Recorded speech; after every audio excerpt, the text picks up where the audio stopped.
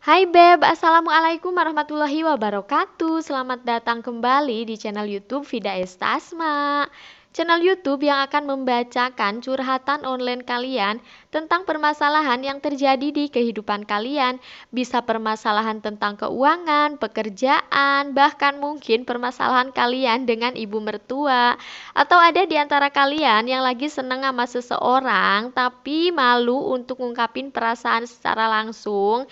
Bisa banget kalian ngungkapin perasaan dan curhat di Vida Stasma Curhat.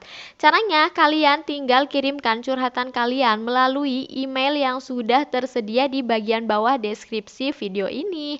Atau kalian bisa juga DM ke Instagram aku di Vida Stasma. Dan sekarang sepertinya udah ada beberapa curhatan yang masuk ke email aku dan mari kita lihat ada siapa di sini. Ternyata seseorang yang nggak mau disebutin namanya ya. Oke, nggak apa-apa. Kita langsung aja bacain curhatannya. Katanya, saya adalah orang yang baru di keluarga suami. Butuh waktu bagi saya untuk beradaptasi dengan kehidupan ibu mertua. Begitu juga dengan kehamilan pertama saya.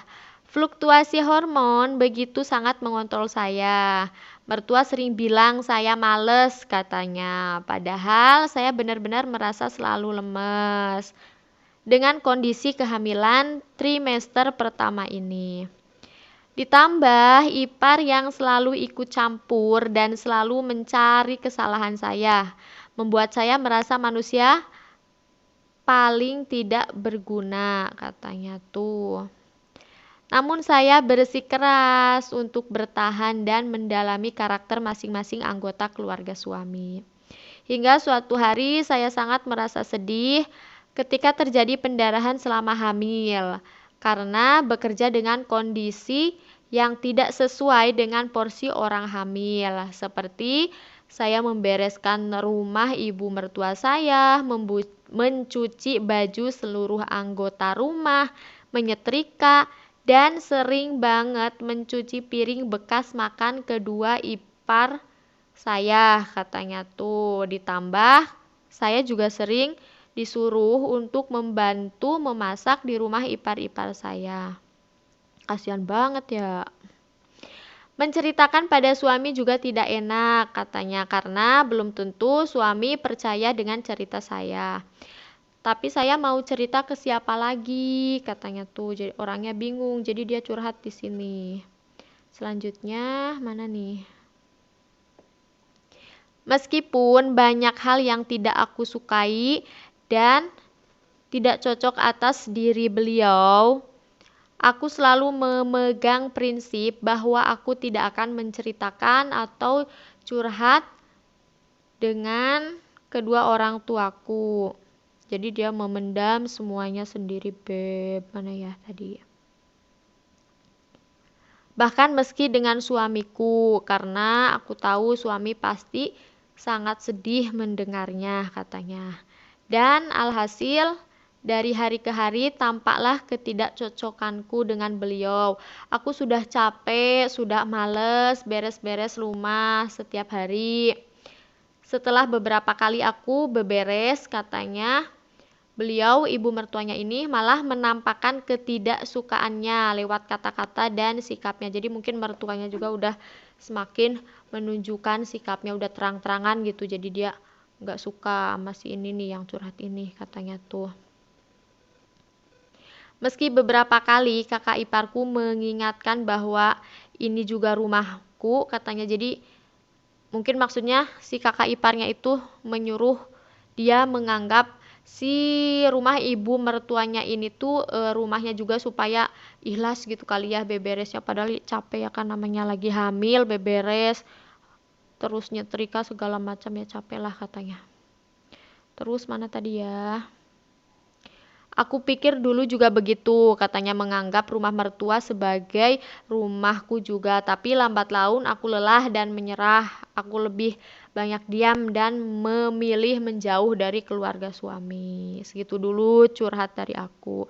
Oke, terima kasih untuk curhatannya. Aku doain mudah-mudahan suatu saat cepat bisa punya rumah ya supaya Ya paling enggak ngontrak lah, jangan gabung sama yang namanya ibu mertua, karena ya sedikit banyaknya juga kadang ya seperti itu ya, banyak ketidakcocokan. Selanjutnya ini curhatannya dari siapa ya? Mari kita lihat. Mana ya? Ketindih-tindih nih emailnya. Nah, ini sepertinya yang curhat belum nikah nih, baru PDKT katanya sama ibu mertuanya. Yuk langsung aja kita baca. Nih, aku adalah seseorang katanya di daerah Kota Bandung. Jadi, suatu saat aku mengirimkan makanan ke rumah pacar aku. Makanan tersebut merupakan hasil masakan aku sendiri. Alih-alih mendapat pujian, aku justru malah kena semprot sama pacar aku dan calon mertuaku katanya. Melalui pesan WhatsApp, pacar aku meminta aku supaya tidak mengirimkan makanan lagi. Terus aku nanya dong, katanya gitu ya, nanya dianya. Kenapa kok aku nggak boleh ngirimin lagi makanan? Terus dia bales. Kata mama, masakan kamu nggak enak. Gimana mau jadi ibu rumah tangga yang baik? Kalau masak aja nggak bisa, tulis pacar aku di WhatsApp katanya tuh. Kemudian kekasih aku juga menyebut bahwa makanan buatan aku dikasihkan ke kucing peliharaan katanya tuh. Kasihan banget. Hal tersebut membuat aku sakit hati katanya tuh. Jadi aku harus gimana? Ya udah tuh, kalau udah kayak gitu mah tinggalin aja pacarnya, ya buat apa ya diterusin. Si calon mertuanya juga nggak respect, kayak nggak menghargai kayak gitu. Ya udahlah, cari lagi mumpung masih belum jadi, beruntung belum jadi.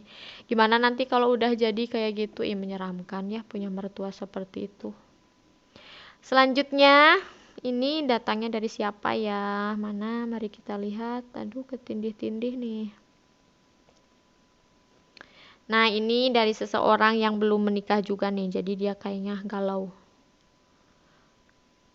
Ini datangnya dari seseorang yang ada di Tasikmalaya. Hai. Tuh, katanya cerita ini entah akan aku mulai dari mana. Enggan rasanya untuk bercerita. Malu, ulala, jangan malu-malu atuh. Bahkan tidak tahu mau cerita ke siapa, katanya, selain dari sepertiga malam tempat ternyaman dalam bercerita. Subhanallah. Aku bebas menjadi siapa saja di cerita itu, katanya. Mau aku terhina, tersakiti, diremehkan, bahkan tak ada yang menganggapku. Karena sejatinya yang maha mendengar adalah yang maha bijak dalam segala hal. Betul sekali. Berat rasanya jika terus dibayangkan, katanya, terlahir dalam circle yang gak tepat menurutku. Tidak punya teman atau sahabat yang benar-benar selalu ada. Teman untuk bertukar cerita saja aku tidak punya. Aduh, karunya teuing. Mungkin kalian juga pernah ngerasain ketika harus selalu mengalah dalam circle itu. Tanpa ada yang mengerti apa yang kita rasakan, tidak ada yang peduli pada kita. Mereka hanya mementingkan ego mereka. Lupa dengan teman sendiri, padahal dulu susah senang bareng-bareng, ada masalah selalu bilang dan dicari solusinya bareng-bareng. Sekarang semuanya berubah, memiliki kubu yang berbeda satu dengan yang lainnya. Padahal untuk apa seperti itu? Oh, untuk apa seperti itu katanya. Jadi naon gitunya, berkubu-kubu. Hanya ingin terlihat seperti pahlawan dari sebagian sudut mata. Atau karena tidak ingin berteman dengan saya? Nanya nih si yang curhatnya. Atau mungkin karena saya selalu jujur dalam berpendapat. Atau nggak mau berisik ketika saya menyalahkan yang salah supaya benar, katanya. Entahlah, katanya gitu. Yang jelas aku juga harus sadar diri saat ini untuk menjauh dari circle yang suka gibahin kalau aku nggak ada di tongkrongan, katanya. Punya circle yang saling bantu, susah seneng bareng-bareng tuh susah ya. Iya, emang susah banget. Aduh, ngeblur ya? Enggak ding. Jika kalian punya teman yang selalu ada, baik susah maupun senang, bersyukurlah katanya dan tetaplah seperti itu. Orang baik itu sudah langka, bener banget. Jauhin orang-orang yang dianggap berpengaruh buruk untuk mimpi dan masa depan kita. Jangan rugi katanya kita tidak punya teman, tapi rugilah jika punya teman baik tapi kita tidak dianggap teman. Betul banget. Siapa ini ya yang ngirimnya? Dari Tasik katanya, hai Tasik, aku juga orang Tasik ini.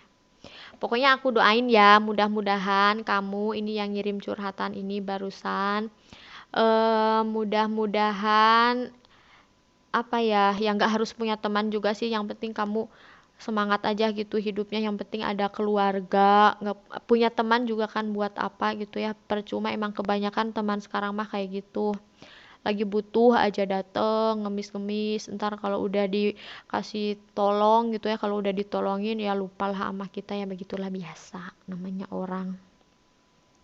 Pokoknya aku doain mudah-mudahan semuanya ya yang curhat hari ini eh sama Allah gitu ya secepatnya diangkat derajatnya ya, supaya hidupnya di kemudian hari bisa lebih baik lagi. Oke, terima kasih aku ucapin untuk kalian semua yang udah gabung dan curhat di Vidas Tasma curhat hari ini. Ini mohon maaf ya kalau misalkan baca emailnya itu ya seperti meraba-raba, karena emang nggak kelihatan nih aslinya, aku kan pakai kacamata, ini tulisannya kecil-kecil tuh segede-gede gini tuh, nggak kebaca kalau harus cepet-cepet.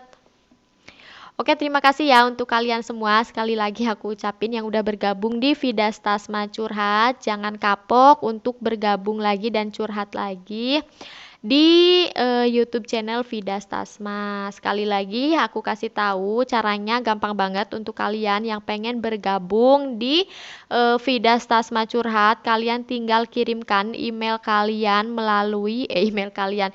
Curhatan kalian melalui email yang sudah aku tuliskan, aku cantumkan di bagian bawah deskripsi video ini, atau kalian bisa juga DM ke Instagram aku di Vidas Tasma. Sampai ketemu lagi di Vidas Tasma Curhat berikutnya. Assalamualaikum warahmatullahi wabarakatuh.